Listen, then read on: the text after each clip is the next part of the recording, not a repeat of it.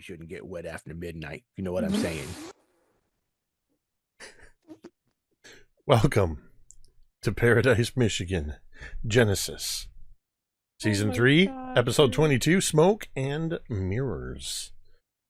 And to kick us off, Carrie has volunteered to do a recap. Yes. For I both the volunteered audience and for Jeremy, who was I not here volunteered last and week. then I forgot I volunteered. So I think we started the session with let me see. So we had gone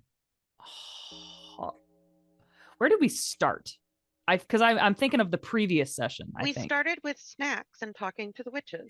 Snacks and talking to the witches. Yes. Okay. So we were talking to the witches. We realized Amelia is a cat. Apparently the witches had snacks like from our time, which was super cool and fun and nice. And they started to kind of explain that they come in and out of time in weird ways. So like our experience with them on the Edmund Fitzgerald was like just one kind of version of them, apparently. And guys, please feel free to step in if I say anything wrong or if I miss anything. And things like that. And then they more or less just decided, I think, to help us, right? To kind of be a guide. They explained also how the green doors work for us. Oh, they were made of wood from the trees in the land of the giants on South Manitou Island. They were made like from the original wood, and thus were enchanted. And they came other in places. and out. Other places that are constructed from said wood create the nexus points that interconnect everything. Mm-hmm. And the also, lighthouses are... Oh, go ahead. The witches have no skin in this game at all. They're just watching us like we're the CW. They're just entertained by us, which, I mean, who wouldn't be? The lighthouses are all one lighthouse that is existing everywhere and in one place simultaneously, everywhere and every when, and all the things. I think Jessica still mistrusts the witches, and everybody else was just kind of like listening to them with cautious, just information gathering ears. Meanwhile, was this the one where Oak wanted... Yes, Oak wants to write a song because he wants to help Laz through his grief in this whole situation with Rosie. And that is one thing that Jeannie appears to at least be hesitantly supportive of. Laz was absent the last episode. He was in his room probably crying and listening to loud music. Rosie, meanwhile, is in the mirror world trying to figure out how to get back with a game film session with the movie Ghost. And everything she's trying so far does not seem to be working, except going through a mirror. When they were in the car on their way, where were you guys on your way to before we made it? We're going to the Nexus Labs. Well, you're going the mile drive. Yes. From the beach to the labs. Yes, in Jessica's new BMW. And Anne and Rosie just so happened to be ghost form in the back seat. And we communicated via mirror with a couple of the crew, and we're able to Billy was able to relay that where Rosie is in the mirror world with Anne, which made Jessica fucking stomp on that gas and squeal out towards the Nexus Labs. At the very end, we were greeted with a sight of Laz and Oak in the room with Rosie's. Well, let's not forget, you tried body. The reason we got there was because you tried to do something that you failed at. That I don't remember. I don't remember failing. You spent You spent all 7 of your power tokens. She succeeded, but at a great cost because. Yeah. Oh, that was it. Yeah, I did succeed, hit your DC, bro. I did hit the DC with pops all my dice. That's right. Thank you, Tamiko. At great cost. We don't know exactly what the cost is yet, but we did see Rosie's tubed up frickin' body. Laz is holding her hand. Rosie is looking over this tragic scene, Patrick Swayze style, and in the room appears Ndawa Aki, the shadow of the other world, the big bad behind her. And he said something fucking menacing and like, do you know how vulnerable you are? Something like that. It was pretty gross. I love that. Can't quite get the baritone that Jake can attain, but I love that you threw on the front of that. You made it creepy in a different way. Look how vulnerable you are. Like every 1980s wrestling promo I've ever heard in my life. Yeah, look how vulnerable you are. You only need the edge. So, in regards to the cost, where did it go? Here we go. Rosie, if you look on your screen there. Why is that there? I'm going to actually move it. I think it would make look a little better here. Not interfere with you as much. Right on my window? Well, I mean, it was on your window. Oh, yeah, your window. No, that's perfect. I wasn't even looking at that. In the room. So, it's a dark background. It's perfect. What this means, and I should point out because of the cost, that number is now 6. Which, if you'll notice, 7 coincides with the number of power tokens you had available. I said had available because when you attempt to use your power tokens to interact with the real world, you expend one of these. That permanently reduces, in this current situation you're in, the number of available power tokens. You now only have a cap of 6 power tokens available. Oh, God. When you run out of power tokens, well, what happens will remain to be seen. But I guarantee you, it is probably not good. Tamiko has a question. Yes. Is that going to happen anytime we use dice to use our powers, or only when we use the maximum to expend them? It has nothing to do with you. It's only Rosie. I think it's just me because I'm dead. It's because Rosie is on the brink of death, and this is a mechanical representation of how much time Rosie has before something happens. Oh, God. And you basically, anytime you attempt to use power tokens to interact, anytime you attempt to use power tokens to interact, you will reduce that number. Anytime I use them to interact, not just when I max them out. No, anytime you use them. So. Fuck. Okay. Wow. That is the cost for trying to use your powers in this state. Oh man. Okay. So, here we are in the hospital, or the medical wing of the Nexus Laboratories. We're going to start well, let me set the scene. Rosie's in a hospital bed with numerous IVs and tubes and breathing tubes and heart monitors and brainwave monitors. There's an entire bank, classic 80s cinema style. There's probably way more machines than is actually necessary to be there, but they seem to be, it's the Nexus Labs. They're monitoring everything. They're monitoring things you don't even know for sure what they're monitoring. In the room with Rosie is Oak and Laz. Laz is sitting at the bedside holding Rosie's hand. In the room, but not really in the room, is Rosie, who was just heard the voice of Ndawa Aki, proclaiming your vulnerability and your friend's vulnerability.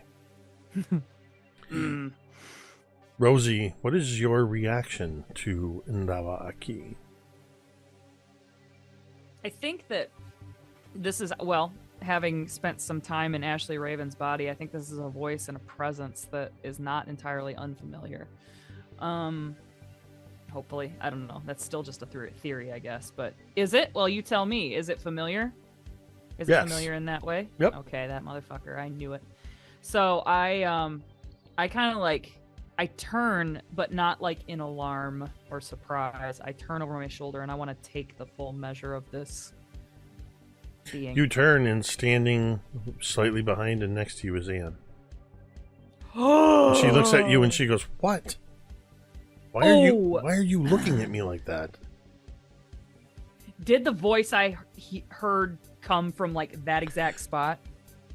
You sort of projected it as being over your shoulder, but it was sort of everywhere. Like it was more in the room than it was actually like specifically standing beside you. I kind of like look at Anne and I'm like, I thought I heard something. Did you hear something? Did you hear a voice? It wasn't you? I only have heard you, as I've told you. It's just us here. And I kind of like look around the room and I'm like, I don't know about that. Have you ever felt anything else here? Anything else other than you, or when anybody else has happened to be in here with you? I've been in here, in this place, for over 16 years. I have never felt anybody or anything until you showed up. Which, that kind of concerns Rosie more, because like if she can't feel this thing, then she is it, or it has already like taken her, or this is concerning. And so Rosie kind of like, she's like processing this probably more slowly than some of her friends would be able to, and she just kind of like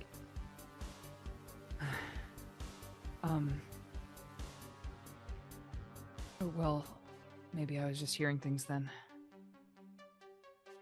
Something happened. We were able to, we talked to him in the car through the mirrors, and Jessica didn't drive off the road. I knew she wouldn't. Solid like a rock. Yeah, that's Jess. And you catch just a little bit of a note of derision in that.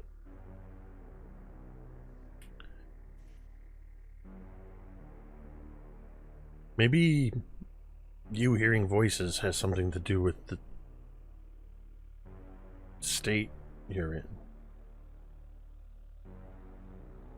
Because I'm not like, and I kind of like gesture at me in the bed. I'm like, it's because I'm not like dead yet.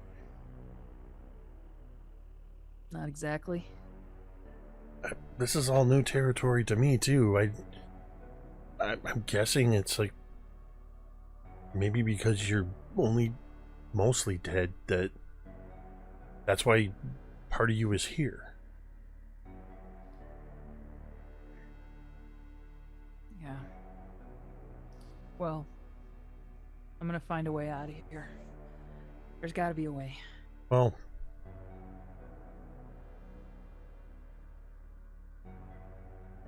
maybe there is something. If you could be here, something that's never happened, maybe we can look around, even at some of the things that I've looked at over the years, and see if we can find maybe something's changed. Sure. I think, yeah, let's do that. I don't think I can like do what we just did in the car again. I don't know how I know that I can't, but I don't think I can. At least not right now. Let me think. I need to stay here. Maybe being by your body will help. I need to check something. I'll be back. And just like that, Anne's not there. It's not like she just pops out of existence and vanishes. It's like she's there and then she's not, as if she wasn't there in the first place. Interesting. So I think I kind of go over to where Laz is sitting, and I can't touch him or hug him or do anything, and that's like worse. So I just kind of like stand behind him and like look at him and then look at myself. And did you say Oak is there too? Mm-hmm. I want to see. No, I don't. This is not worth it, and I'm gonna take my ticker down. Never mind. I'm gonna change my mind. I'm not gonna do anything. I'm just gonna stand there. No, shut up. As Rosie, you move to stand sort of behind Laz. We'll switch to Laz.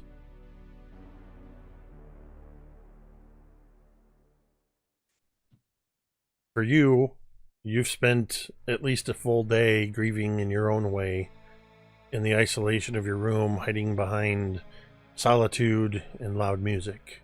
Not even talking to your mom or to Oak. Until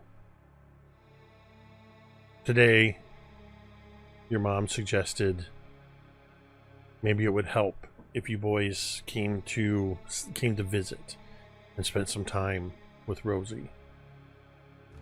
And that's how you came to be here, sitting at her bedside, seeing her pale,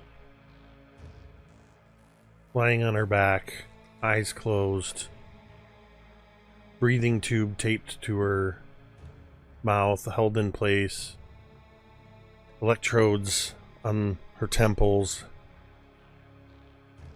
more wire snaking inside her gown and below the covers, the IV dripping and running down into a port on her wrist, machines humming, beeping and whirring, monitoring brainwave activity and heart rate and all kinds of other scopes and charts and moving things. It almost looks like a control panel out of Star Wars or Star Trek. There's so many things here. And other than Rosie, it's just you and Oak right now. What are you doing?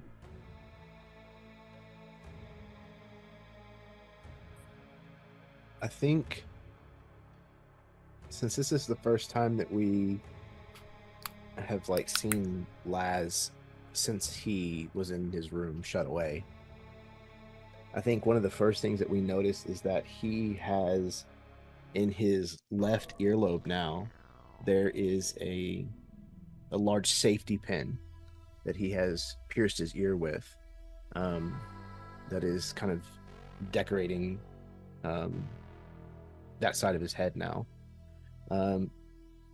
And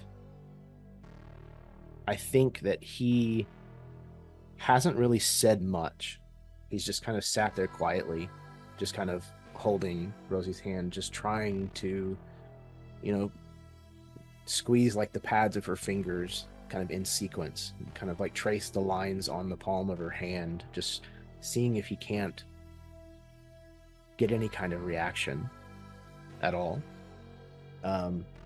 He's probably studied her hand for a really long time now, so he knows like if there's any kind of like freckles or broken nails or anything. He knows the shape of it by heart now. And I think he kind of looks up at Oak, kind of realizing that Oak's been there as long as he has, without even having, fully acknowledged that. Hey, Oak. I'm sorry if I've been kind of, I don't know, short to you lately. Kind kind of in my head at the moment, you know? Yeah, no, yeah, I get that. And you see that, like, Oak, I think in tandem with Laz, I think Oak has, while you've been doing this, Oak has had to busy himself. He can't just sit still like you can and be in the moment with Rosie. He has to be doing. So there is a bouquet of flowers, whatever Rosie's favorite flowers are. Laz let Oak know, and Oak has her favorite flowers on the nightstand over there. There is a warmed up, brand new warm leather glove, a pitching glove that smells like warm pitching leather. There is a Paradise High baseball cap that he knows that she would have. All of those things, all of the little details that Laz knows about her, Oak is helped to constitute that in the space. Whatever songs that Laz thinks would resonate with Rosie are playing lightly on like a boombox or a cassette player somewhere in the right. Definitely the mixtape he made her. The mixtape I was is playing. there was a mixtape. Yeah. Oh, man. Yeah, the mixtape is playing in the background, and you can see that Oak is just kind of busying himself with doing those things to take that pressure off of you as his brother. Like, he's doing those things because he loves you, and he also loves Rosie. He doesn't want to see this happen. But there's also that moment that kicks in where he kind of has to, he kind of knows that at a certain point, especially now that you've acknowledged him, he now has to kind of kick into the next gear and start talking to you about how we go about saving her, right? So he goes, I mean, I get it. I didn't know what to say or do. Honestly, for the last, 72 hours, I haven't really known what to say to you. I just wanted to say something to you. I wanted to be around you. This kind of thing is hard. I think we need each other rather than staying away from each other. So, okay, a couple of things. I don't know what to say. Okay. I needed to be alone for a little while. You know, I had to process. He kind of as much as I could. He kind of walks over to you. He kind of puts his hands not on your shoulders because he's too short for that. He puts his hands on your elbows. He goes, "Hey, car accident, remember? You've been there since day one. You were there at the funeral. You were there for everything. You were there for me at my lowest point. This is your lowest point. I'm about to let you dip further. So we're in this together, and we're gonna make it so that he's okay. You can stay alive. I promise you that. Okay? All right. So I got to thinking. There's a couple options. And he kind of starts going through the motions of like expressing to you what needs to be done, right? Like, here's some of the things that I think might be good to help you out. And a lot of it is the thoughts he had on a song and like creating songs specifically for Rosie, and how he's heard that music and all these other things can I think my earbuds are failing, which means I think you guys might not be able to hear me in a little bit. Oh no, I may have to just switch it out. But anywho, yeah, he goes on to say like, I think through some of the research I've been doing that maybe if we play a song for her, if we make something for her, she might be able to hear it. And if she can hear it, then that might bring her back. I don't know. It's a long shot, but it's something. And look, I'm also keen on, if you want me to go through every door, and I mean it, I will literally grab these keys right now and I will go through every door in every universe, across everything, and I will find you a solution. I'll do that. You can stay here with her and I'll do it.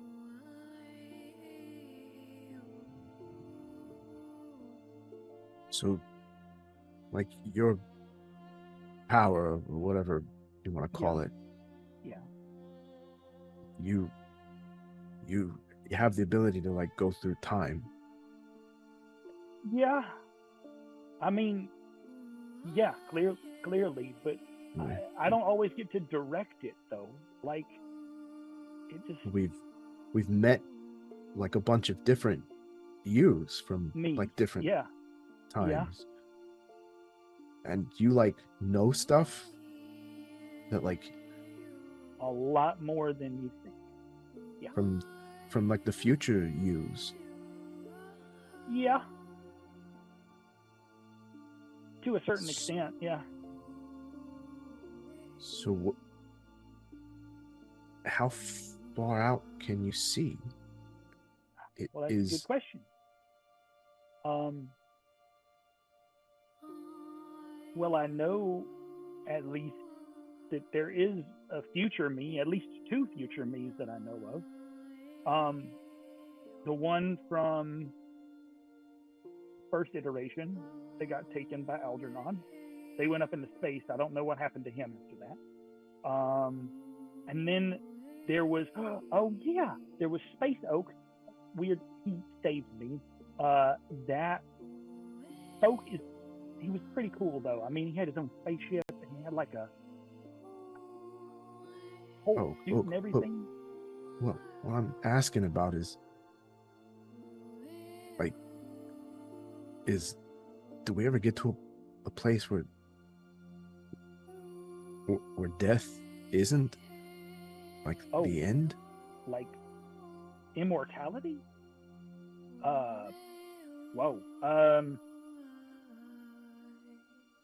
I don't think I've seen a universe like that ever. But doesn't mean that doesn't exist. We could try. I could find it, I think. But he goes, right now, I think the best thing for you is, and I think, Carrie, if you'll allow it. Please. I think I remember you saying, like, and this is an early callback to, like, one of the first episodes when we were in the bookstore. One of the comics that you got for Laz was a Superman #1. Oh, yeah. Oh, yeah. And I think in that moment, you watch as Oak pulls out from his backpack now the Superman #1, and he hands it to Laz. Says, I think right now, I'll do everything in my power. I'll try to wrangle up the others. I will try and find a future that has the power to fix it. But right now, wow, you need to be her Superman. Oh. So I need you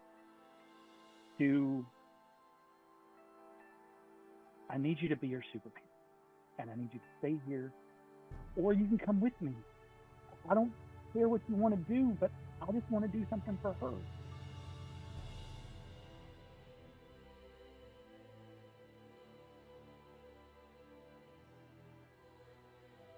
I'm willing to do whatever it takes. Okay. I feel like I'm standing on the edge of a cliff here. Okay. There's nothing beneath me, you know. Then what do you say? If you're okay with,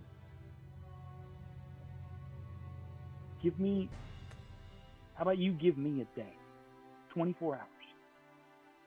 You and me on a whirlwind trip through whatever and wherever we go. But you and me through every door we can find, anything we can do,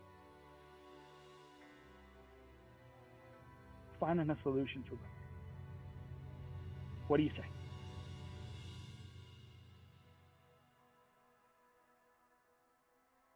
Kind of looks down at Rosie's hand that he's still holding. And he's torn for a moment because he's afraid that if he leaves, something might happen. That something might change for the better or for the worse, and he won't be here for it. But then he also realizes that he's been here for the last however many hours, just sitting here, just holding her hand, and not able to do anything that changes things. I'm going to go ahead, Jake. I think I want to interact if I can manage this. I want to try to do something quick. What would you like to attempt to do? I want to have the monitors that are hooked up to Rosie kind of go haywire for just a second. And I want it to just, as Laz is kind of deciding whether or not to do this, you just see every digital display seems to blink. Okay, okay, okay, okay. And then for one blink, it says oak. And then it just says, okay, okay, okay, okay. And then I think quickly it goes back to numbers. 2 plus 4.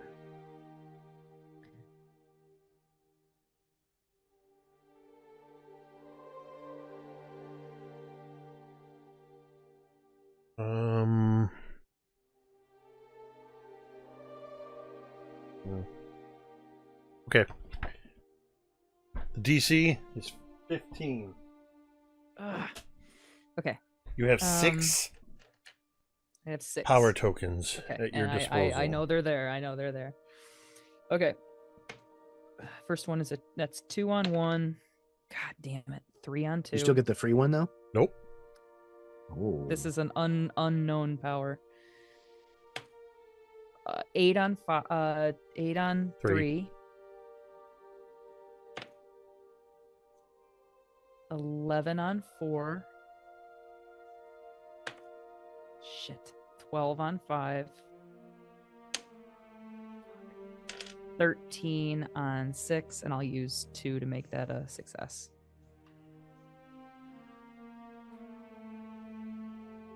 I think this is even in the mirror world, this is taxing. This is taxing for Rosie. This is hard to do. So because she doesn't know exactly how this shit works. It's like she feels that headache even in her like incorporeal state, I think. Visually, we see as you're sort of reaching out, I'm picturing almost the around you, the air seems to warp as if you're twisting a mirror, like a funhouse mirror. So the mirror around you begins to distort as you reach out, concentrating on these monitors. And at first, it's the first little warps of shape hit. There's just a subtle shift in the rhythmic beeping of the heart monitor. It seems to sort of hit an extra little doot. Probably just enough to sort of make you look up, Laz. Just enough to pique your attention, and as you look, rippling across the surfaces of all these monitors, it begins to intensify to where the monitors begin. It's no longer monitoring heart rate. It's almost, I'm imagining the heart, what would be the heart rate monitor seems to suddenly almost subconsciously, Rosie, I think you sort of had it match up to the beat of whatever song is playing on that mixtape. We will We Will Rock You by Queen on there? I forgot what's on the mixtape. Oh, yeah, I did but too. Boom boom boom would be a great beat for a friggin' heart. So yeah, there's just this, and then it starts to ripple across, and then you see it, just like Kiri described, that parts of the lights start forming into, for just a moment, it says A-OK. Then it shifts and says O-A-K. And then... Oh, that's a great twist, bud. Oak. Or okay. And sort of beating, flashing in that rhythm to... What song is it? I don't remember. It's it's We Are the Champions / We Will Rock You. I can also think of, like, I think, we'll if I remember correctly, on the mixtape, there was The Power of Love by Huey Lewis. There was, like, other ones that I know are on there, too. I'm looking at I it Hate Myself currently. for Loving You. Don't You Forget About Me. Pick a song. I need to know what song. Is there like waiting room music in this room, like softly? No, this isn't a real hospital. God damn it. Well, okay. This is playing over a portable radio that Oak brought. Yeah. Oh, okay. So then, in that case, it's Don't You Forget About Me by Simple Minds. So, as that's happening, and it's that, don't you forget about, and it's just okay, flashing.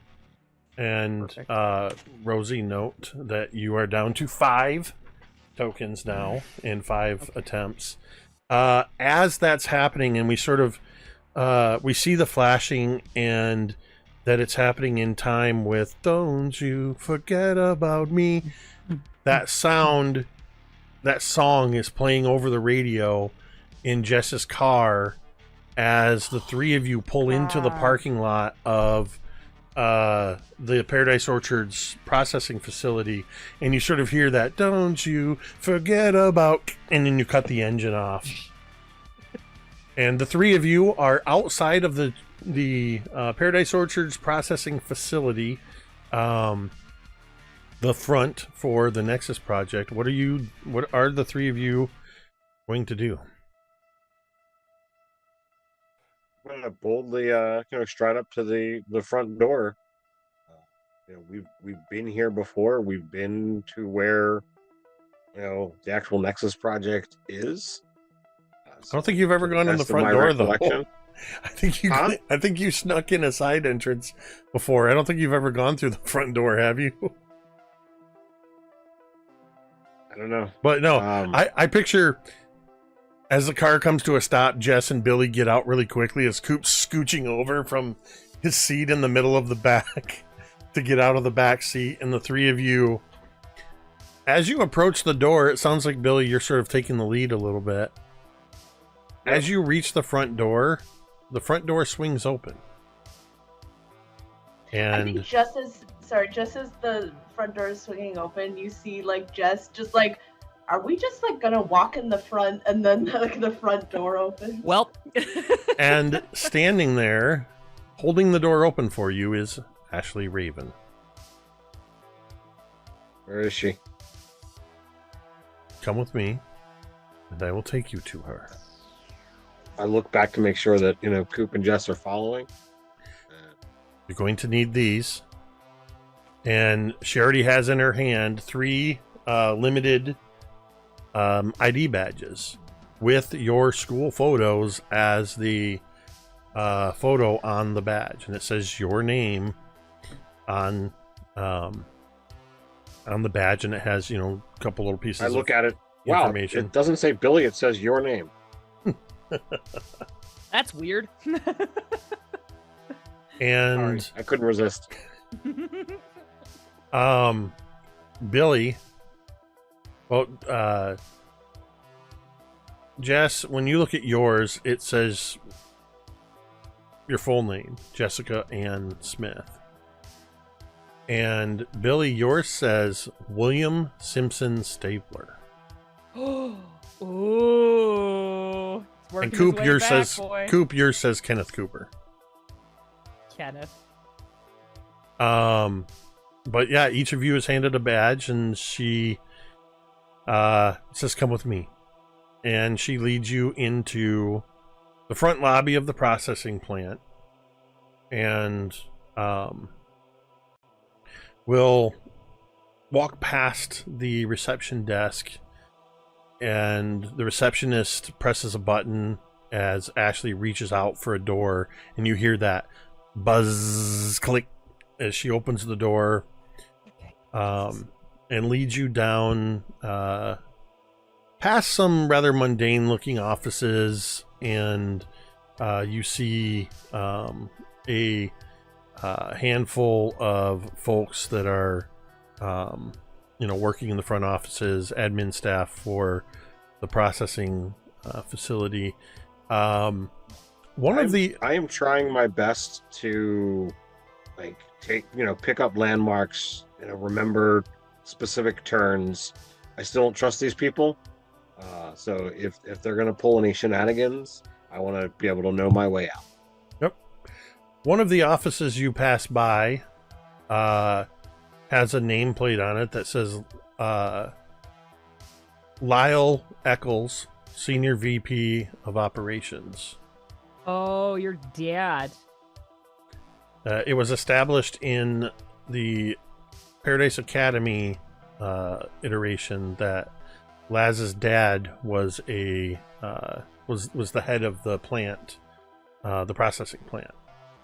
So as you pass by that office, and she leads you down a couple of twisting corridors where there's no longer any people in the offices, and then leads you to what looks like a dead end. And before you even reach the end, there's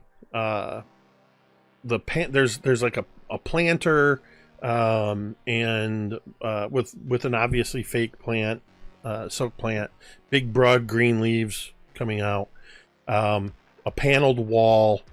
As you approach it, that whole paneled wall just goes up, and you pass into a hallway that is now brilliantly lit with white lights, white walls, and you are walking past green doors with brass handles with the familiar to you nameplates that say, like a barcode, the cherry symbol, and various things that are behind those. You're moving a little quick as you pass by these metal plates that have that sort of etching into it. I would like Billy and Jessica to make brains checks, please. Coop, I'm not having you make a brains check because you're too short. Ouch. Which doesn't seem relevant, but it is. I'm not thrilled about my answer, or my roll, but I don't want to use too many. So I want to use 2 pops to turn it into an 8. I got a 3. Oops. I hit the wrong button. Dang it. Come on. Just almost. Okay. Almost caused a problem. Alright. Using 2 pops, so that's going to turn that to that. And then I'll just add that while we're walking down these halls, now knowing where the green doors come from, Coop is looking at all of these green doors, and there's a little bit of sad John Denver playing in his head. As you pass by intersections and look down, you're seeing not just dozens and dozens. And from previous experience, you know that there are hundreds upon hundreds of these green doors. So many dead cedars. Mm-hmm. And Coop is going to become an environmentalist, like for a nonprofit. It's going to be great. That's his future. Billy, as the 3 of you are following Ashley in a scene with the main difference being the green doors and the brass handles, very reminiscent of scenes in Severance, where you just are randomly making turns, corridors that don't seem like you turn right for 6 feet, then you turn left again, and then you seemingly randomly turn at intersections. But Ashley has a confidence of where she's going. The whole time you're passing by these green doors, brass handles, and those etched metal plates. And the plates are this sort of gray, and where the etching is, it has it's shinier metal. And you can notice that as you pass by, we see your reflections in each of these plates. And Billy, you see yourself and Jessica, Coop being a little too short to be reflected in these. But after a few turns down the hallway, Billy, you catch movement out of the corner of your eye, and you turn, and as you're passing by these plates, it's not Jessica's reflection, it's Anne trying to get your attention. Imagine walking by little windows about this big, and as you pass each one about every, I would say probably approximately every 15 feet, you get a glimpse for a half a second. So it's this sort of zeotrope effect in slow motion as you're heading down these corridors. Hey, as she's going. Yeah. So I will stop and look at this. Don't stop. This image of Anne. Don't stop. Keep moving. There was a And she moves. So I stutter step and I'll just kind of like keep watching, where I'm going out of my peripheral and look. Coop ran right into Billy's leg when he. I was gonna say, Coop, Billy falters in his step for some reason, and you kind of bump into him. Jessica, you hear Coop bumping into Billy. Ashley, you see Ashley do that thing. She continues walking, heels clacking on the floor. She kind of does this, but doesn't fully turn around. Like, she acknowledges something, but she just keeps moving forward. So what you hear, Billy, very whispered, as you pass by these, it has to take place in these half-second intervals as you pass by these things. But Anne communicates to you, when you get to the room, hang back so we can talk. But it's like, when you get to the room. By the time Billy gets to like the fifth word, he kind of forgot the first word and he's panicking, but he thinks he can piece it back. Well, the alternative is like that old commercial about calling collect. Collect call from Bob, we had a baby eats a boy. That's a classic. Yeah. So yeah, Billy, very staccato communication, but Anne has given you a message, and Jessica, you rolled rather spectacularly low that you don't catch this. I think Jessica's too distracted by having already been here and being like tested on, so her brain is not even here, even if it was a good roll or good die, which it's not. After a few moments, you turn down a corridor and you see that this one has a green door with a brass handle at the end of the hallway. And as you reach it,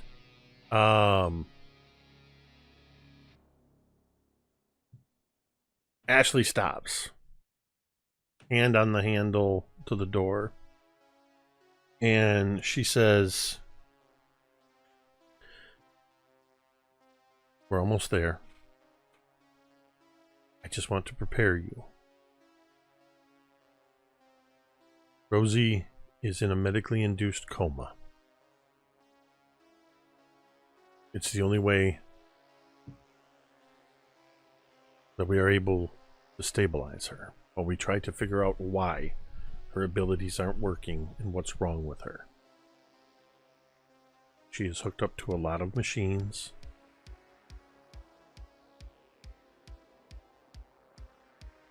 Just prepare yourself. Laz and Orson are Anything there else out? already. Sorry, what was that? You know, have you figured anything out yet? Oh. I will be honest with you, no. That's why she's in the medically induced coma. Maybe something happened when she was healing Jessica.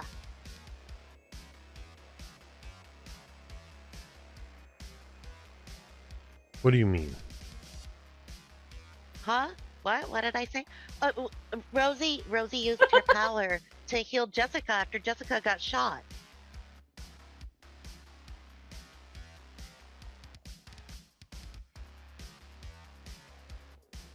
Would you mind coming with me before you go to the room? By myself? I want you to say that again and tell us the whole what you know in detail, but I want you to tell it to the doctor as well. Coop kind of grabs the edge of Billy's shirt and kind of looks up at him.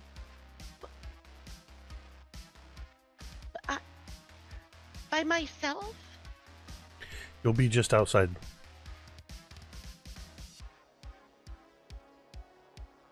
We're going into the medical facility. You'll be just a Okay. couple rooms away. Okay, I'll go. And Jessica? And he grabs Jessica's hand. Jessica, if I don't make it back alive, please tell everybody that I love them and tell Sophie she can have my stuff. Jessica looks like horrified at Coop and it's like She can have my half-eaten Hershey bar collection. nothing's gonna happen to you, Coop, she says. But you can tell, like, she is not sure. That was not a confident Somebody's sentence. gotta look in on Penelope the plant monster. And James. I imagine Coop is still talking as he's leaving about this. I'm just like, and James. So, sorry, we're in a room, like, we can see Rosie, right? Nope, you're not there yet. You haven't even entered the medical facility yet. Oh, gotcha. She stopped you outside the medical facility to brace you. Okay. And then Coop said what he said, and now she's saying, come with me. So she's about to open the door into the medical facility. So you're almost there, but you're not there yet. Okay. Okay. When we get there, Jessica has a plan. Okay. So Jesus Christ. she opens up the door, Terrified. and you enter into the waiting room in which Rosie and Oak and Laz first appeared. You pass through the very same door that they passed through from the lighthouse in 1855. So you don't know that. As you enter in there, very quickly, as Ashley's leading the three of you,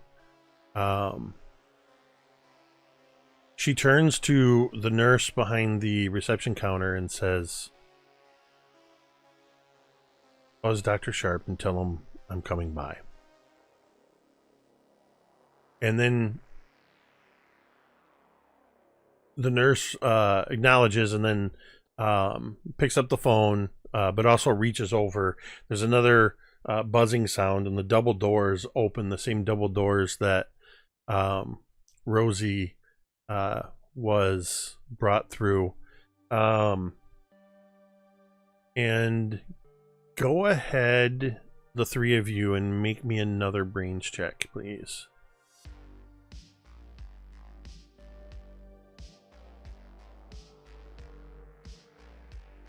That's a 4. Okay. I got a 5. Oak? That's something. Nope. Dang it! Mark your bingo squares. Yes! Take Mark your, it! Take your damn I bingo mean, I square. will. Yeah! I will gladly, Coop. but I don't think you want me to do that. Yes? I want you to roll brains as well. Oh dear. Okay. Brainy, yeah. Rolling. bit. Carrie's dice. Yay. Explode. Oh, how about 5. it? I sent everybody loaded dice. I'm kidding. I exploded, and I have a total of 5.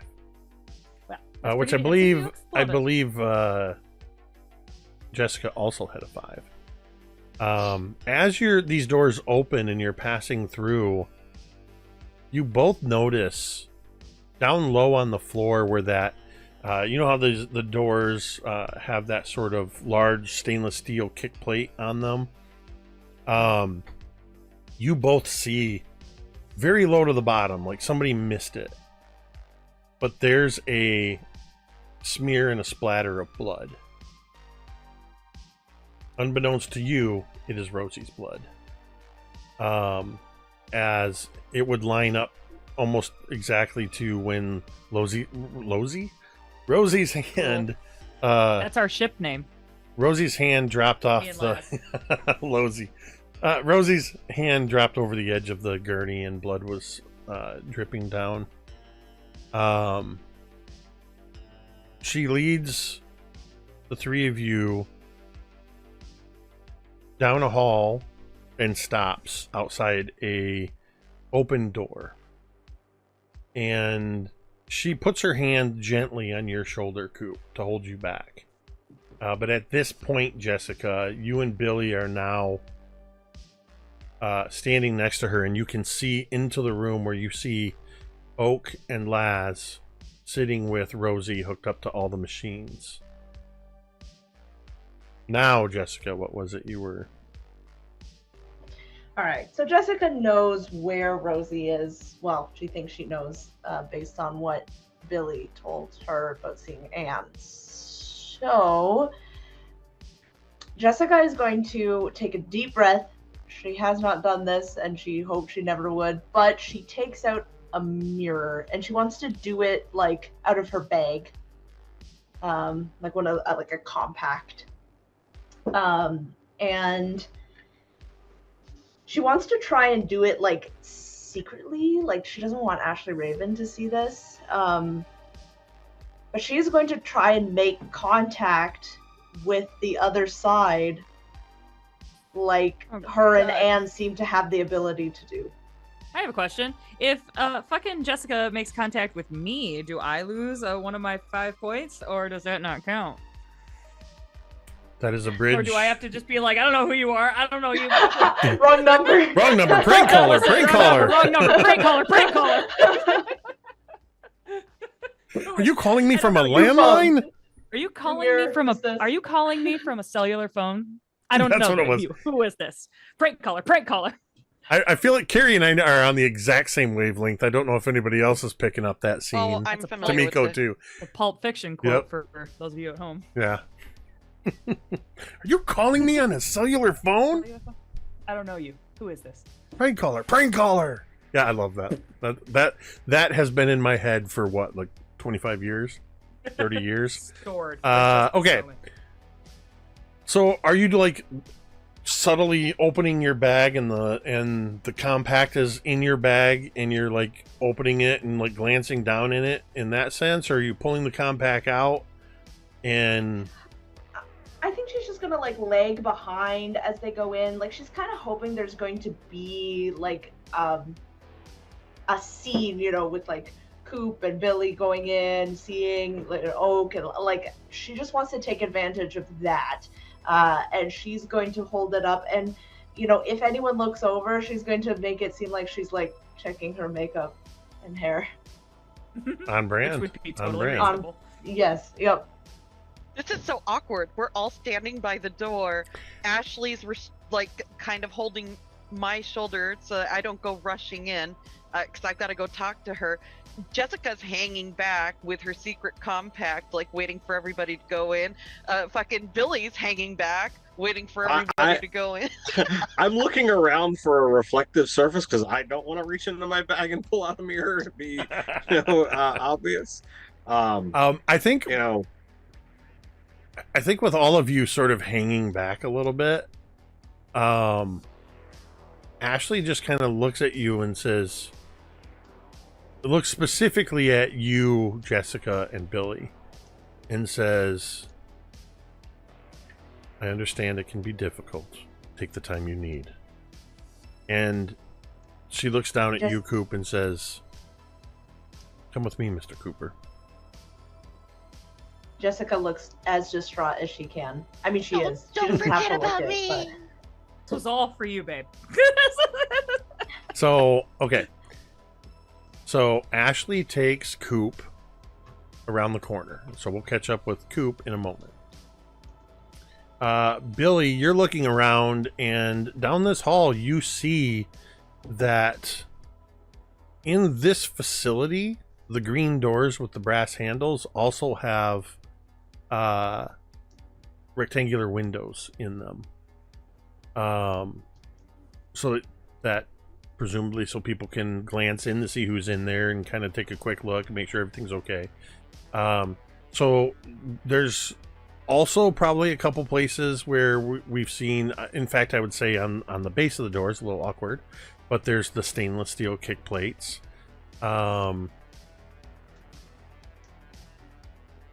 So that's what you see in the immediate vicinity, is that there's some doors that would have windows on them that would be reflective.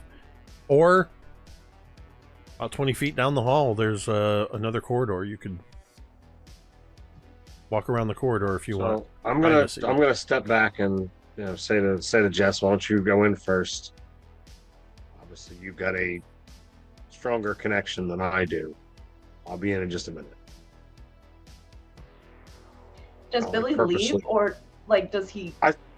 I step back from the door, letting you go in first. Okay.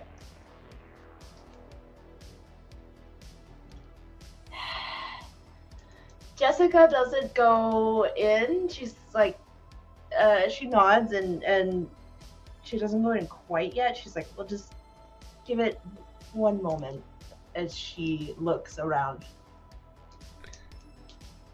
Are you stalling, or are you gonna pretend to check your makeup and look in the mirror? Yeah, she's gonna pretend to check her makeup and look in the mirror. Okay. So what you are attempting to do is not a use of powers. This won't be a power token roll. But what you are also attempting to do here. Okay. So are you just trying to contact or connect with the other side, or are you reaching out for anybody specifically? She's reaching out for Rosie specifically. She wants to be very focused on that so that she doesn't, attract a rogue Anne. That's a great point. That's a big time risk. Yeah, they're everywhere in there. Anne is Okay. occupied though, So- albeit without Jess's knowledge. This feels... but she wants to. She figures like proximity to Rosie will help with the connection. Yeah, That's yeah, her yeah. Thinking. So I'm grabbing my green dice with the brass numbers, because this is going to be a charm roll. It makes sense. You're looking in the mirror. Carrie, I would like you to roll me Rosie's charm and message it, DM it to me. Okay. I'm rolling Anne's charm. This is to see if Anne passively senses. So what the? That's not a typo. Jesus That's what you Christ, actually Em. rolled. Yeah, I exploded on mine because charisma's my 20. Jess is so charming. Oh, charisma's your 20. Of course it Or is. charms, yeah. Or Sorry, charm, yeah. Oh my god. Yeah.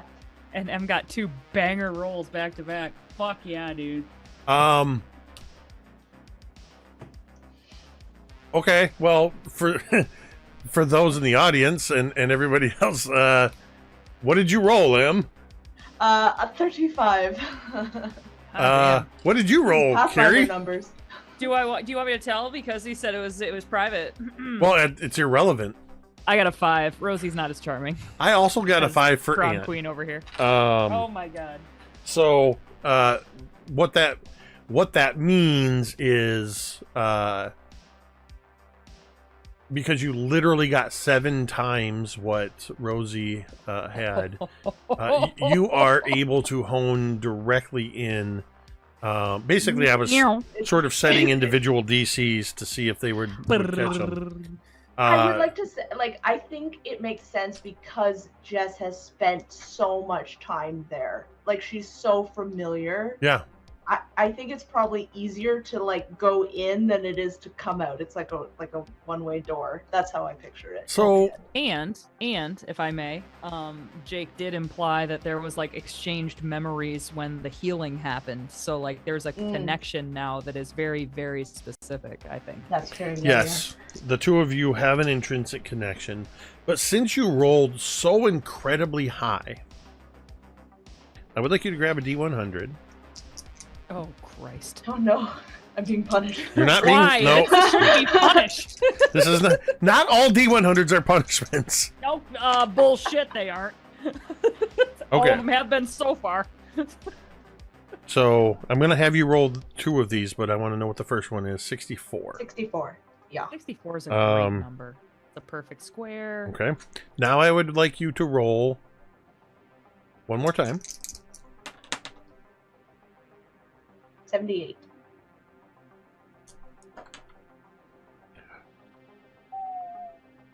Roll 70. Pretty close. It's probably a good thing, right? Okay, so I want to make this just a little bit interesting here. Jessica A little bit more Rosie. interesting. So you're connecting to Rosie regardless. Like a Pokemon. Okay. Gotta catch them all. And in addition to connecting to Rosie, you sense Anne in strong proximity to Rosie. So you have no doubt that Anne and Rosie are connected. But there's something else that you sense. What I would like... Okay. I would like you to roll any die of your choice. And I'm looking for odd or even. Odd. I rolled a 3. Okay. In addition to Anne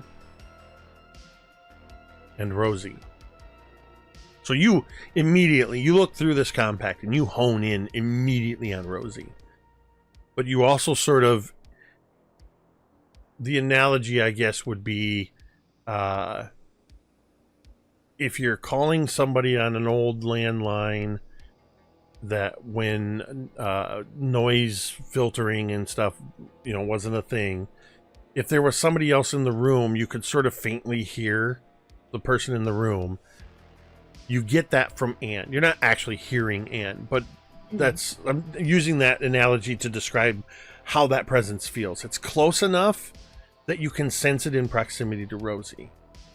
But the other thing that you sense, using that same landline analogy, is I'm going to describe it as static. And it's as if static is all around the edges. And this static, though, has weight and has a presence to it that you immediately pick up on as malevolent. You can sense Ndawa Aki is in the mirror world as well.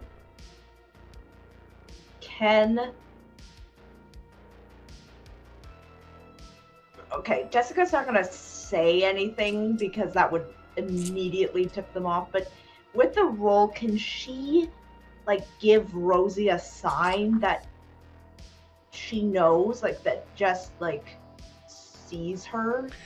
So I think when the connection is made, as Rosie is standing there behind Laz, we see this moment when you make the connection and you sort of sense Anne and you sense the presence of Ndawa Aki. All of a sudden, Rosie, you, as if you've heard something, your head snaps up, and I picture the camera just very quickly going into a close-up of your face, and as it pulls back a little bit, we see your face in the compact in Jessica's hands. And Rosie, you are suddenly seeing Jessica's face, and you know that she has just reached out to you. Oh my god. Oh my god. Jess. Hey. And you can hear her,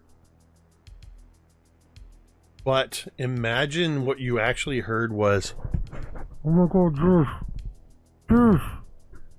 Something is, what's the word I'm looking for? Interfering. Obfuscating? Something is interfering with the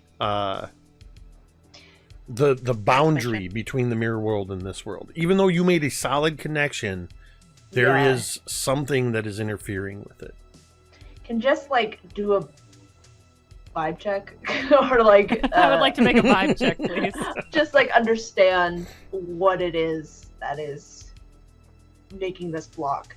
Okay. Is it like she wants to know if it's essentially the same energy as the dark static? I'm going to have you roll one more D100. Okay.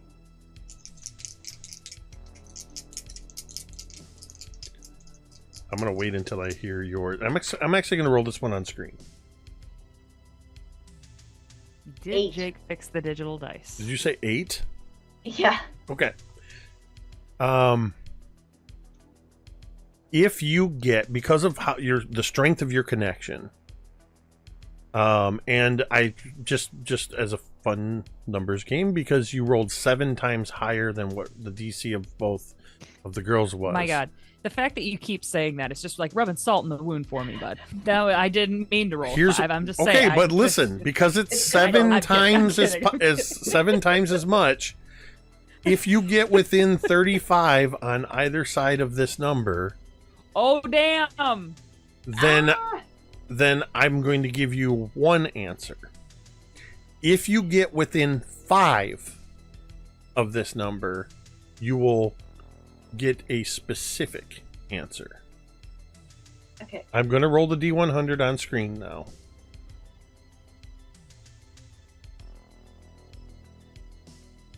Oh! No! God, Jesus! Oh my gosh! Incredible! Oh my gosh! Talk about! Oh my god! Oh, How do you get that kind of tension on a digital dice there roll? was a hex in place. That was Something happened. The sisters are looking out. that was incredible. That's amazing. I love it. It teetered and then just like slowly rolled back. It was so slow. It was Oh my incredible. gosh. Oh my word. I thought, did it. yeah, I did you that. rolled with, you're within 3, so you're going to get a specific answer. Wow. You concentrate on your connection to Rosie, maintaining that focus on the presence of Anne and that sort of incorporeal presence of the Ndawa Aki. And you realize that neither of those is the source of the interference.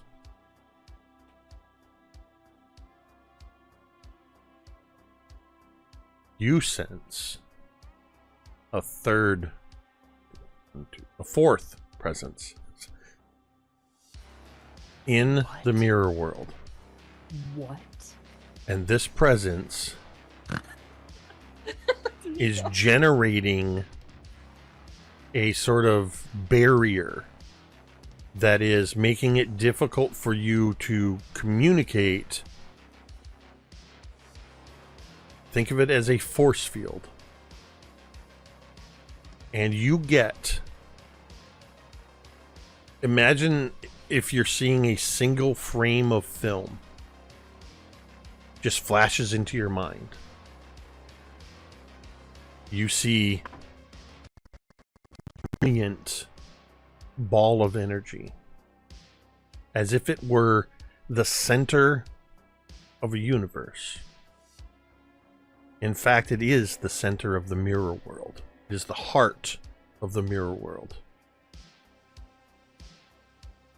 And illuminated by that ball of energy, holding on to it with everything that he has, is TJ. Yes! Called it! Yes! I'm so proud of myself. Michelle could see the chat. I totally called it. You get one single frame of that in your mind, confirming to you that TJ is alive and is in the very heart of the mirror world, and he is creating a barrier to either keep somebody out or keep somebody in. Maybe keep Anne in. You better be keeping Anne in. Okay. Okay,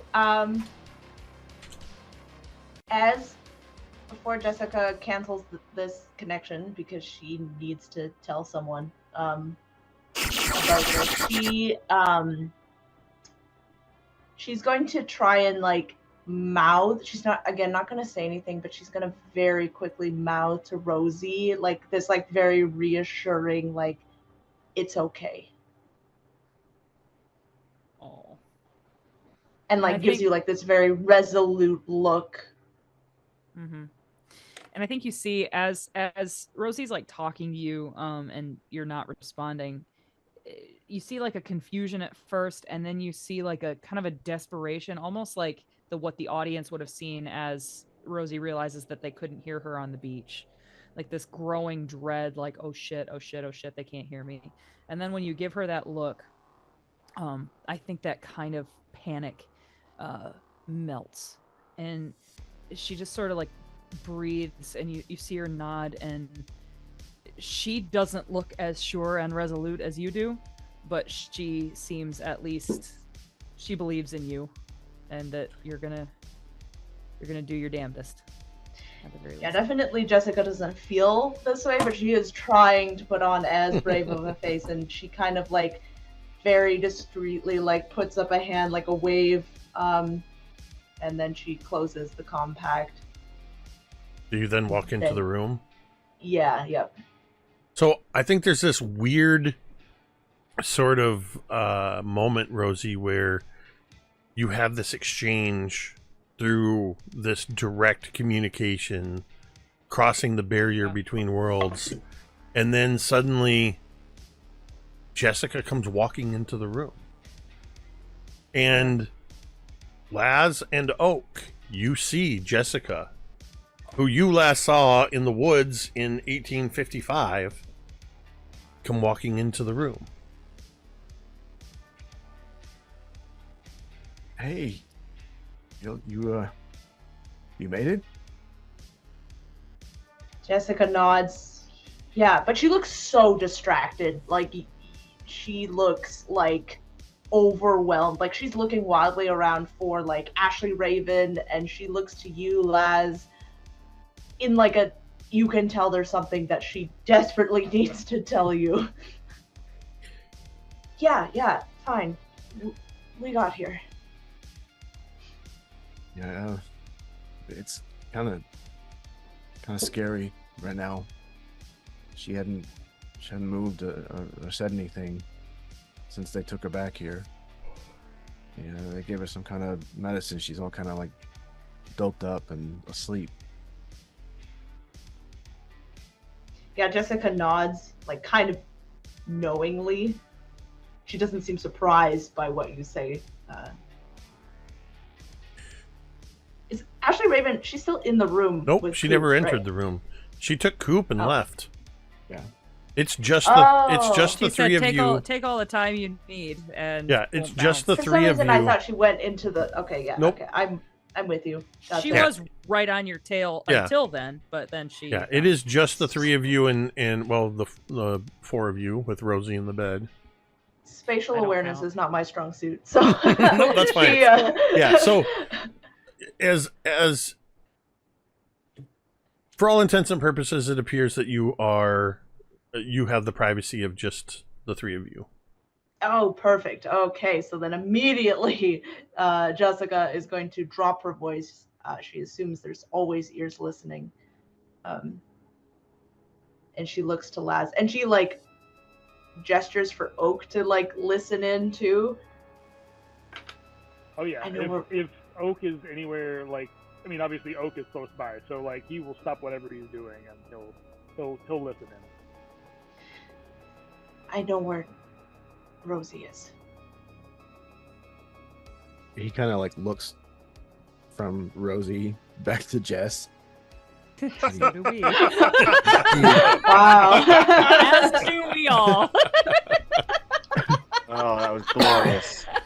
Just a pat on the shoulder. There. What do you Don't mean? cry. Yeah, Rosie, her body is here, but her mind,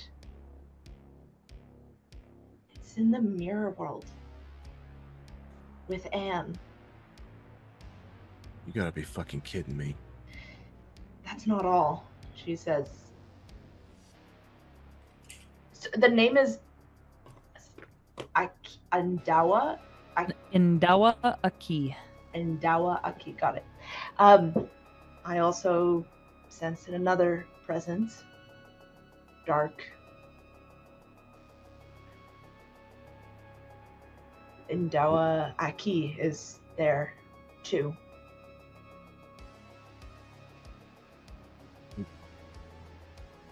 You mean like the monster thing? She nods. Okay. How do we get there? The jealous mirror, right? She, like, I don't know. There's a force field around. I couldn't really get in. Not like usual. There's something blocking us. And when I took a closer look, as I saw that TJ was holding what looked like a star. He is doing something to create some sort of force field.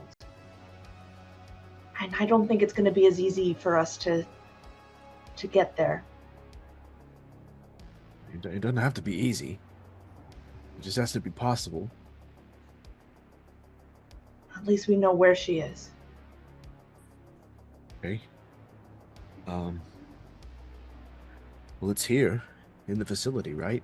It's just a different floor somewhere, or so maybe we can get like we gotta find like a map, or maybe like the older version of you, Oak. Honestly, I don't think you really need that at this point. And Jake, correct me if I'm wrong, but especially after the last iteration or the last thing we did in Nexus Lab, Oak's got all the memories, right? He's held on to everything. So, at least in my head canon, he's held on to as much as possible. So if you would allow it, I think he might be able to recollect a map and just, like, know where they need to go. Not necessarily how everything works, but, like, at least knowing where they need to go. And then trying to draw from future memory, or for past memories to kind of figure out other things as we go along. Past, future memories. Past and future memories, Yes. all of it's jumbled. I would Future's say past. I would say that yes, Oak has a fairly complete map of the Nexus facility. There are some areas that are unknown, but and you would know that for some of them, it's because of the nature of the facility. Certain areas are unmappable because they have quantum instabilities, so they don't retain. Just on singularities. They don't. Yeah, they're not mappable because they're not constant.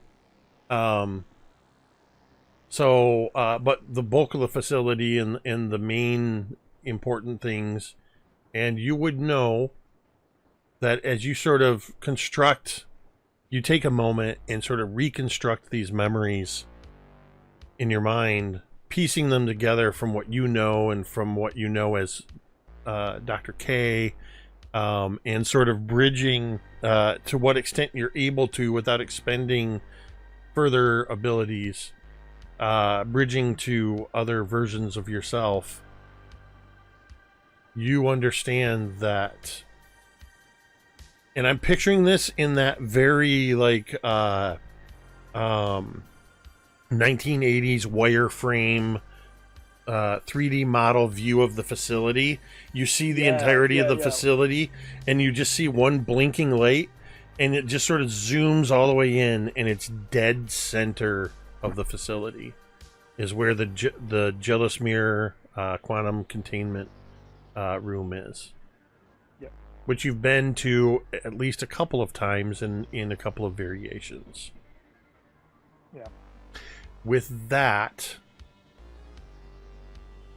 as you say that and you sort of reconstruct this and realize you know exactly where you need to go, we're going to cut out into the hallway to Gilly.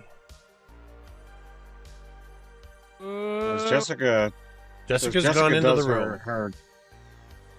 As Jessica does her, look into the compact thing, Billy's going to kind of step away and go to one of the other doors that has the little brass plate.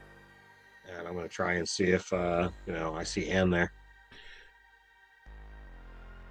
Just because I love the imagery of this. Blood spatter on the fucking. No.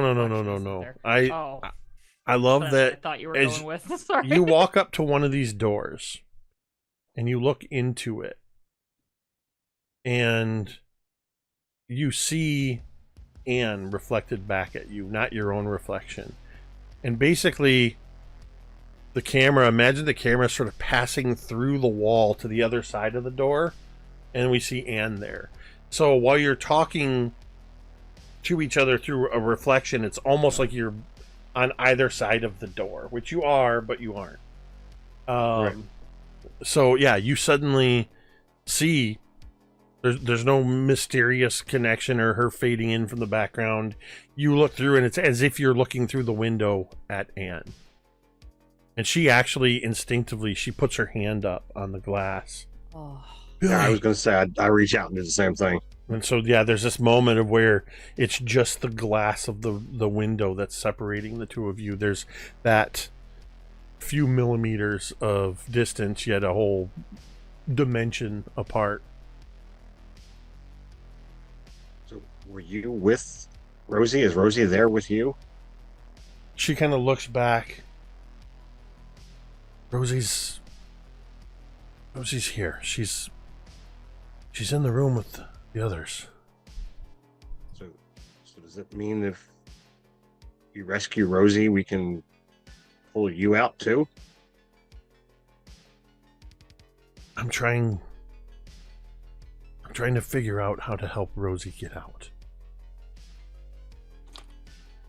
I have an idea. What is the idea? I think if I can get her to this world's version of where the Jealous Mirror is, I think that I can get her into that room and be able to cross the barrier between the two worlds. That would... Billy, I don't know if that would save her, though. I think it's just going to get her out of the mirror world. If it gets her out, will that make her powers work again? I don't know. Because she won't be directly connected to her body. She'll have to get to her body. I think if she crosses... When she crosses over into your world, she's not going to have much time. If she doesn't make it to her body in time, I think she's going to be gone for good. Does she know this? No, not yet. I'm sort of piecing it together as I'm trying to figure it out. Can I ask a hard question? You can ask me anything you want, Billy. Why are you fighting so hard for her after everything she did to get you in there? That is not okay. I'm not there. Sorry. She looks at you. Ew. And she leans in close and she puts her forehead against the glass. I'll mirror the gesture. And so I'm just imagining this. We see this sort of... It looks like the two of you have the profile shot. The two of you are standing there with one hand up and your foreheads pressed together. Are you alone, Billy? I'm not trying to dissuade you. No, are are you alone? Is anybody with you? For the time. With her head down, she kind of looks up in that sort of Kubrick stare looking at you. Oh. If I can find an exit for Rosie, I think I can piggyback in. Well, there is a level of animosity and distrust. And from the time that you guys were separated, I've only wanted you and Jess to be out together as we were last summer. Do you know of a way to make that happen?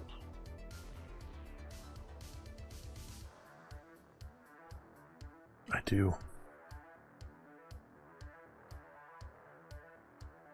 If I can get out.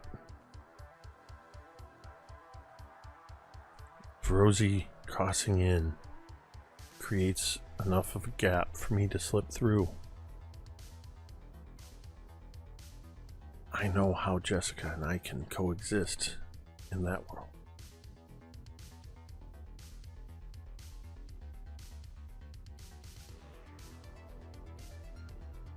Let's see about making this happen.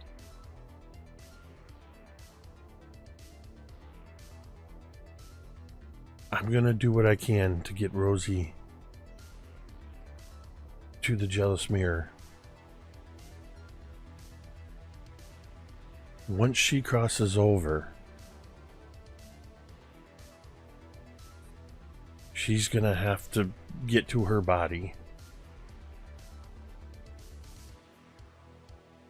Do we know where she's going to cross over? And will Oak's power affect her in that way? I don't know. I know that she should cross over at the same point in your world. She should come out of the jealous mirror on that side.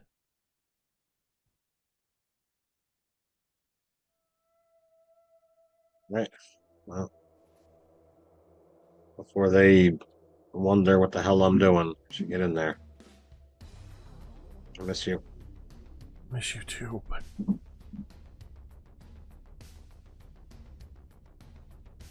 I don't think it'll be long. Okay.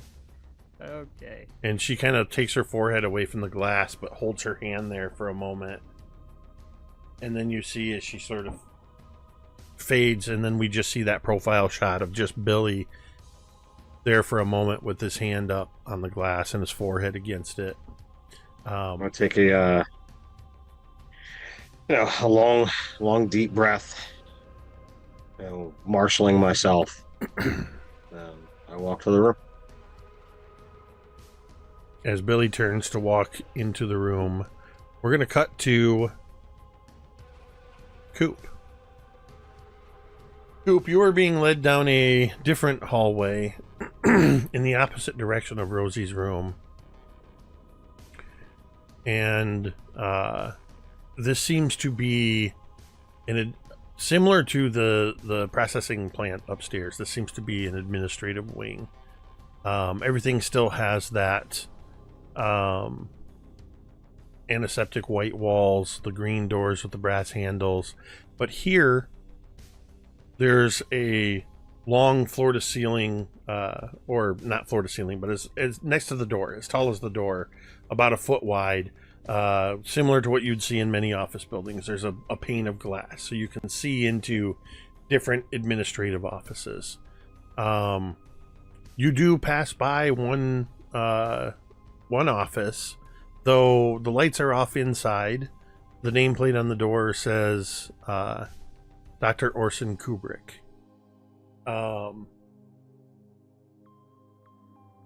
You continue down a little ways and you pass by or come up to begin approaching an office where the door is slightly ajar. You can see the lights are on and you can hear elevated voices. Not quite loud enough that you can hear what they're saying, but you can hear a man and a woman arguing inside this room. Ashley stops and she holds up a hand to you. Hold up a moment. Okay. And she turns and she walks into the room. Coop leans in to try to eavesdrop. Oh my god. Okay. Oh, you know what? Also, since Ashley's distracted, he's also gonna try to surface scrape thoughts. Correct me if I'm wrong, but I believe we established that Coop can surface scrape without effort, right? Mm-hmm. Okay. Danger, danger, danger, danger. So, what you catch is the man and the woman arguing. The woman says,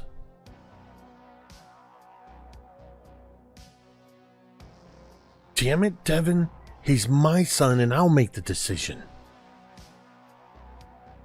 The man says, "He's my son too and he deserves to know." Devin's son? Okay. The surface thoughts are from the woman. You immediately catch this. I think this is kind of a thing that you catch on the surface anytime you sort of scrape surface thoughts. More likely when you sort of know who somebody is their identity. It's Jeannie Eccles. Of course it is. Of course it is. And the man is Dr. Devin Sharp. Oh, what a And reveal. her surface thoughts are not complete sentences. They're desperate fragments about having to I have to do everything to protect him. He can't know this. It'll destroy him. He doesn't need to know this. He's not ready for this. Jeannie is doing everything in her power, thinking only of Laz. And the surface thoughts on Dr. Devin Sharp are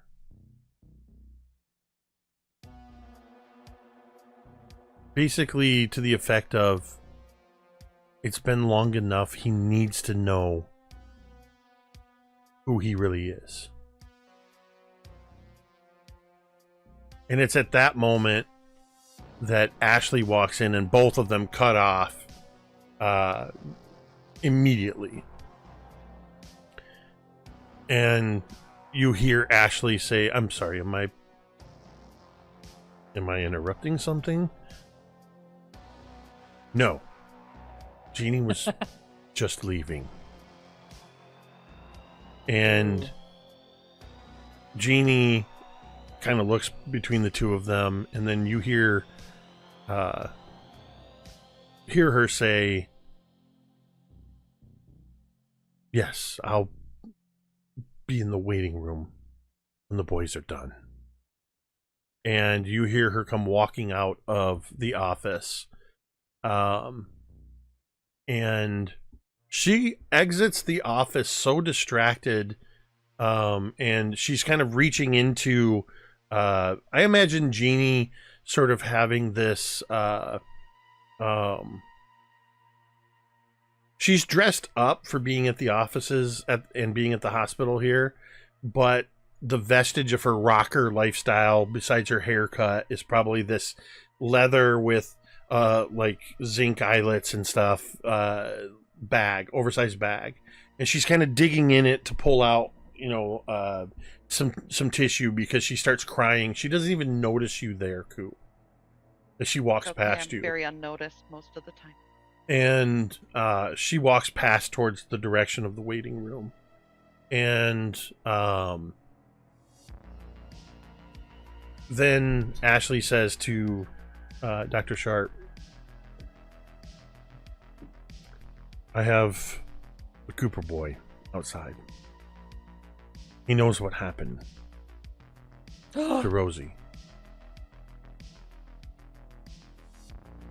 And Sharp immediately says, wait, yes, okay, yeah, bring him in. And you catch the last vestige of Sharp's surface thoughts as he does the mental equivalent of closing the door on any thoughts of what he was talking about, and immediately has switched into medical mode. And you do catch a little bit of genuine concern and hope, like, oh, we might be able to get the answers to save her.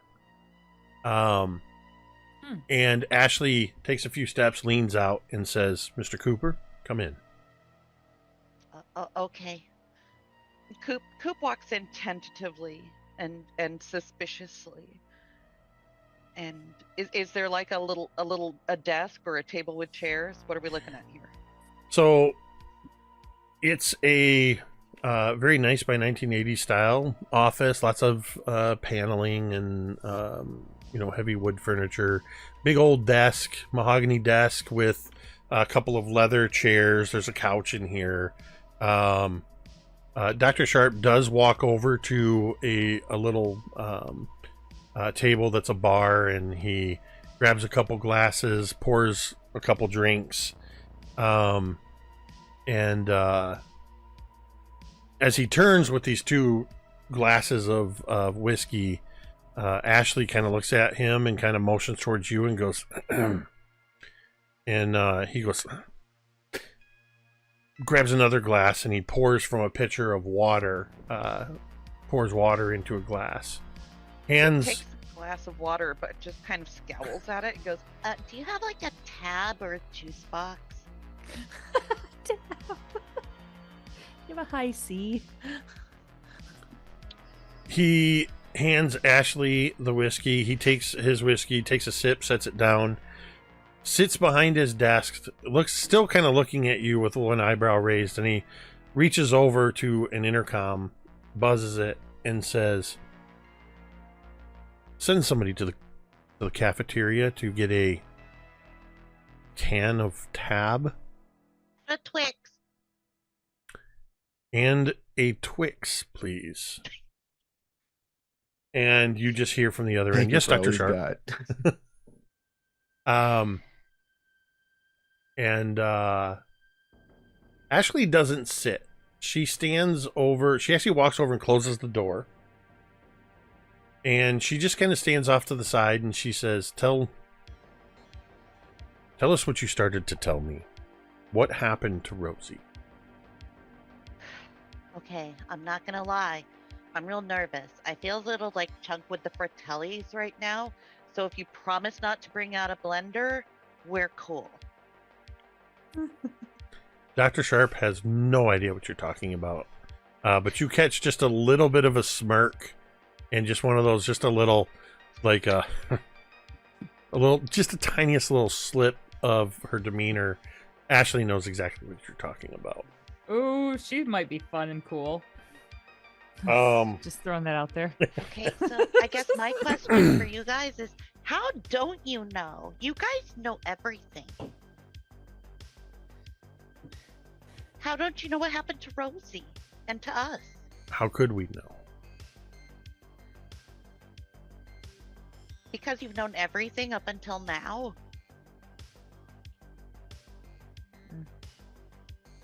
Sharp looks to Ashley as if he's looking for permission. Just kind of raises his eyebrows, and she nods her head at him and takes a sip of her whiskey, and he leans back in his chair and he says, we have done our best to know as much as we can, and we have done our best to make you think we know more than we do. But you and your friends are unpredictable and at times volatile, reckless, careless, and Ashley just goes, and he says, well, Mr. Kubrick was using his abilities to send you to and fro in time and space. We lost track of you. We briefly caught up to you when you were using some sort of portal connected to our quantum network. We were able to lock in and identify when you were in Chrome City. Okay. Other than that, we have no idea what happened when you were in 1855. Yeah, you're right. We were using that to jump around until Algernon smashed it. You see a genuine look of surprise from him. You saw Algernon. Oh yeah, we see that guy all the time. He and Ashley exchange a look. And then she just gives a little bit of a quizzical look, and then she just kind of motions for him to continue. Well, Algernon's not important. We lost track of you and had no ability to be able to monitor you in 1855. So we have no idea what happened to any of you while you were there. Well, your signal was probably bad because the technology's so bad there. They don't have anything. No TVs, no cars. I'm sure that's it. Well, anyways, we were on our way to go see Algernon because he wanted to meet with us, and our guide Mouse suddenly started freaking out, and she was just like repeating everything we said, and we were trying to figure out what was wrong with her when the sinkhole happened and we all fell into it, and we fell in with my future dead body. That's not important though. And when Rosie started to pull us all out, oh, Billy helped. Billy werewolfed and like jumped out of the hole to help Rosie pull everybody up. But they pulled me up, and then when they started to pull up everybody else, that's when the grabby hands started grabbing all they can. 80 song reference. Thank you. You're welcome. Needed that one. The grabby hands started grabbing, and Mouse wasn't in a trance anymore, and she grabbed her rifle away from Rosie, and she pointed in the hole, and she just started shooting, and she was shooting the hands, and we thought everything was okay, but then when we pulled everybody up, Jessica had a big bullet hole in her chest, and we thought that she was gonna die, and we were freaking out over her, and then Rosie pushed everybody out of the way, and she like Does Coop take a hit off of an inhaler at any point in this? Sip from his tab can. She put her hands on Jessica, and Jessica's wound closed up, and the bullet, a silver bullet, a bullet pushed out, and we thought everything was going to be okay, and Jessica was going to live, and then suddenly Rosie got the wound. And we knew everything wasn't going to be okay. Because there are no hospitals in 1855. I don't know if you knew that, but it's a thing.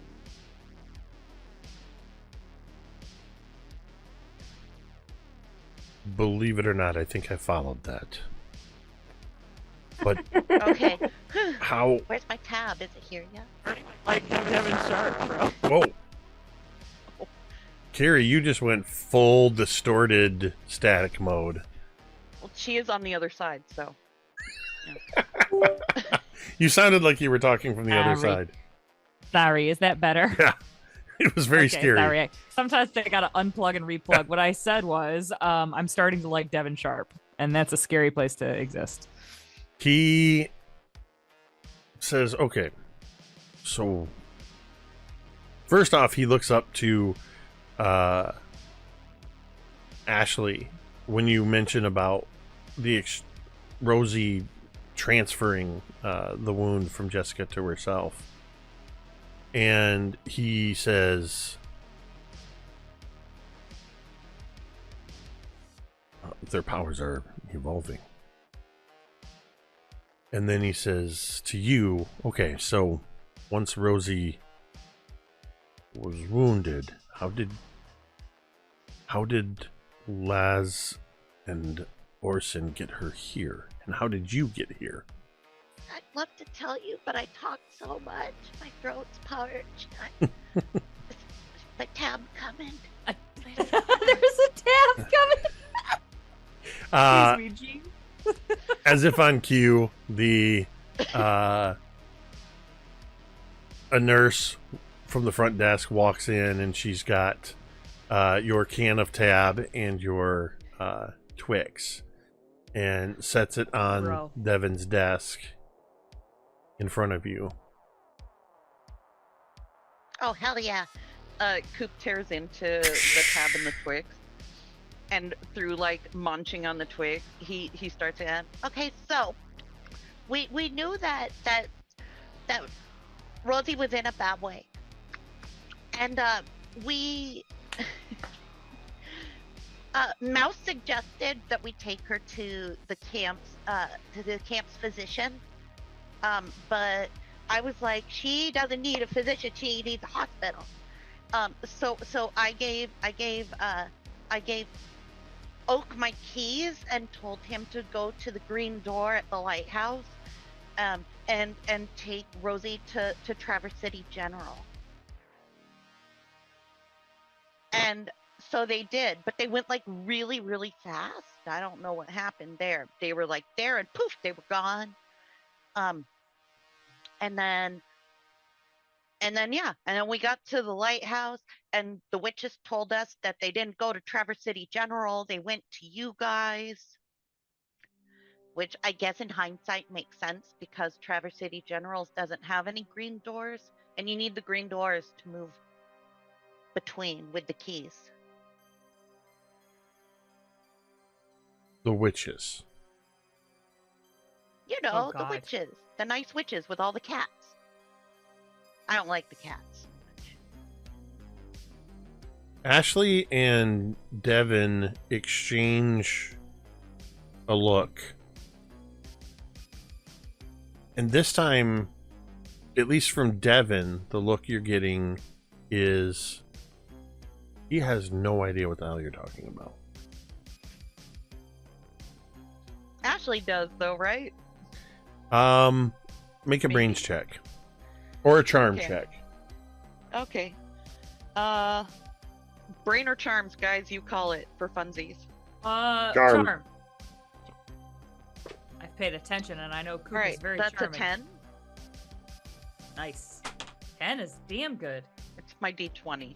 It's halvesies. I actually got Well, a D20 though, I can fucking no. tell. Ashley has a D10, Oh. and I rolled a 1. Oh! Ashley Oh! Ashley also has the same look of confusion until Devin turns his attention to you, and that look of confusion turns to one of concern. She was pretending to Devin that she also had no idea what you were talking about. And as soon as he glanced away, you see recognition in her eyes and concern. She knows exactly who you're talking about. And she either doesn't like it or is uncertain about it. But yeah, I mean, it was like a billion iterations ago, but you guys should know who the witches are, right? They were part of the 7. You know who the 7 are. Yeah. Shit, you were part of them, right? Ashley? Ms. Raven? She shakes her head and says, don't worry about that right now. You've been extremely helpful, and Dr. Sharp has enough that he and his team should be able to get to work on figuring out how to help Rosie. In the meantime, Okay, cool. Can I go see Rosie now? please. You're not gonna detain me and put me in one of those tanks or like do weird things to me. He says with a half a twick hanging out of his mouth. Crunch. She kind of looks at you and just says, believe it or not, we're perfectly safe here. Go visit your friend. Be with your friends. And she opens the door for you. Okay, bye. And Coop tries to find his way back because It's pretty much a straight shot okay. back to reception, and then the nurse opens the doors for you when she sees you, and it's right through onto the others. You can see where the patient rooms are. You have only one way to go where you would pass by.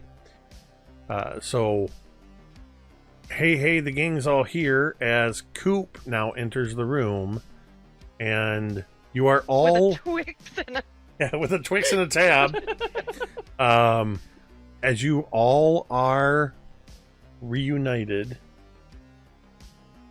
with the unconscious, comatose Rosie in your midst. Coop goes running up to Rosie's bed and starts shaking her leg like, Hey, Rosie. If you wake up, I saved half of my Twix for you. Oh my god. Obviously, she does not wake up. As you say this, we see Coop holding the Twix package with the second bar intact in there, and either placing it on the table or next to her hand or whatever you do. And all of your friends, Rosie, standing around over your comatose body. And then you feel that presence once again. God damn it. It tastes so good. The grief. A delicacy. Grief seasoned with false hope. And this time, you don't just sense the presence. You see the shadowy figure step out from the shadows in the corner of the room. And it doesn't move like a humanoid figure walking. It moves. It has a vaguely humanoid shape, but it moves by transferring its shadow forward, almost like a film moving at only 24 frames per second. Ooh, I hate that. I hate that. As I it's hate just that. sort It of creeps me out. zoom, zoom, zoom. And it stands over your body amidst all of your friends. And it says, "Do you know what is more delectable than fear and false hope?" Or, sorry, grief and false hope. Fear. I have a guess. I kind of botched that one. It's all right. It's cool. You want to start it again? Start it again. Edit it out. Edit it out for the YouTube. I won't edit it out, but I'll re-say you're it. A brave I'll soul. re-say You're it. a good man. Okay. Do you know what is more delectable than grief and false hope? I imagine Rosie just kind of like steals herself at this, and she doesn't react. Fear. And the shadow hand reaches down At into me? your chest, through your body, into your chest, and grabs hold of your heart. And as you all are standing there looking at your friend, No. her heart rate monitor goes, Oh no. Shut Shut the fuck up, Tamiko. It's not a time for games. and that's where we're going to end tonight's session. No! I still bullshit. I still have 5. I still have 5 life left. I never said man. they were life. Okay. Just Oh no, dude. Oh, this motherfucker. I will tell It's going you. hard. I will tell you that Tough. That's tough. in tonight's session, there were the probably the most amazing thing was that dramatic die roll, because Dude, it that gave you was so good. it gave you a piece of information that I was not planning on you having yet. That's awesome. But that's why I That's love awesome. these games, and I love creating the possibility for you to get a little something extra. That So- kind of thing has happened a lot in this Yeah, game, it feels yeah. like. Am I I'm crazy? so- Like that No, we had a lot of times where you guys rolled dead on the number you I needed. sat on that crate thing to open the door too early. We discovered Honestly, Oak's fucking time that- powers too early. Carrie, that moment, your decision to jump up on that crate, a simple, innocent thing that you had no idea that I had planned that this was a... And I could have made the choice as a DM to just say, not say anything, just not acknowledge it. You changed the entire course of what I thought this campaign was going to be with that simple act. Uh-oh. Sorry, guys. You guys were not Like supposed to children. time travel until at least in my mind, mid-season of the first season. And you did it in the first, what, episode? Maybe the second episode? I don't remember which. First 3 or so. Pretty much right off the bat. And I'm like, okay, well, this is happening.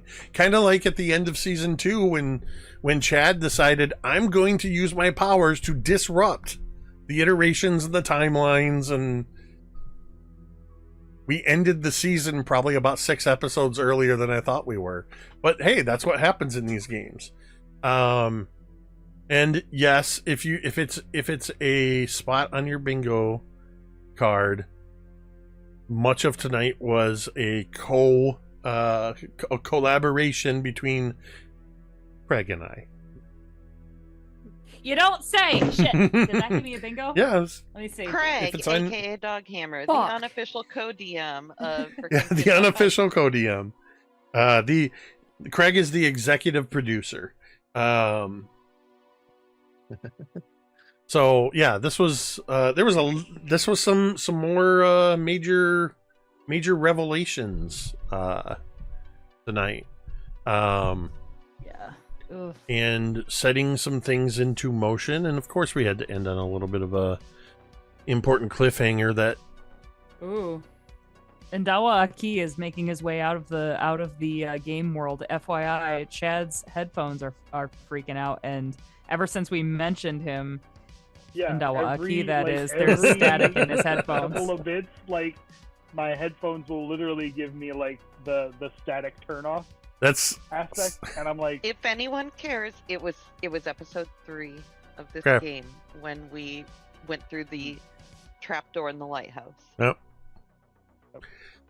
Well, that was episode 22, Smoke and Mirrors. Maybe that title makes a little more sense now. I'm excited. I hope you guys are too.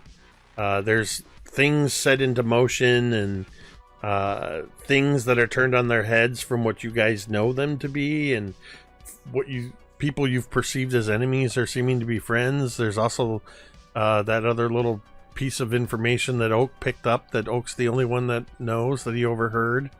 Lots of good stuff. So we'll see what happens next week with episode 23. I have no idea what that one will be titled. Same bat time, same bat channel. As a reminder, there will be no 7 Dooms for Sandpoint this Monday. Nor will there be Sky Metal, but there wouldn't have been anyway. It's not a scheduled Sky Metal week.